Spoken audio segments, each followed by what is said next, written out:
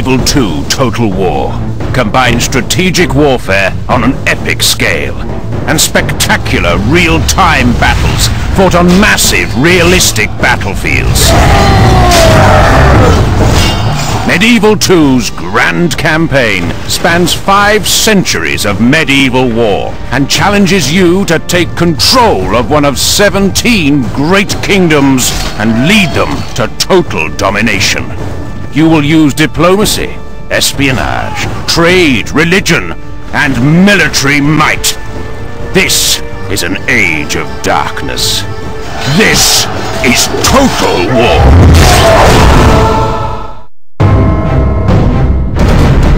Hi, I'm Dan Leftonen, a designer from the Creative Assembly, and I'll be taking you through a video preview of siege warfare in Medieval II Total War. Mastering the strategy of siege warfare will be an important element of your success in Medieval II's grand campaign. Victorious siege battles are crucial to the expansion of your empire as you seek to take enemy provinces on your path to domination. Deploying a spy to infiltrate the enemy settlement is often a wise first step towards seizing that settlement. If successful, he will give you vital information on enemy defenses, troops, and food supplies. You may be able to use this information to starve out your enemy and win a war of attrition. However, by maintaining a siege, you risk the arrival of enemy reinforcements. So carrying out a forced assault on the enemy settlement is often the wisest choice of action, although your armies must be well prepared for such an attack. Siege battles are epic affairs, fought in and around cities and castles that feature huge defensive walls, covered with archers and soldiers with artillery towers, all prepared to repel any attack. Your spy has a chance to open up a settlement's main gate from within. But failing this, your armies must rely on an array of siege weaponry to help breach the walls or smash through the fortified gates. Your armies can raise siege equipment on the battlefield, such as battering rams, ladders, and siege towers.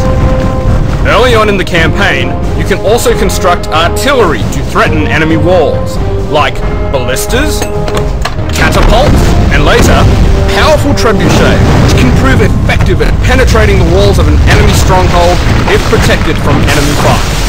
However, with the discovery of gunpowder, attackers can amass the firepower to overcome even the most formidable defensive walls from a far greater range.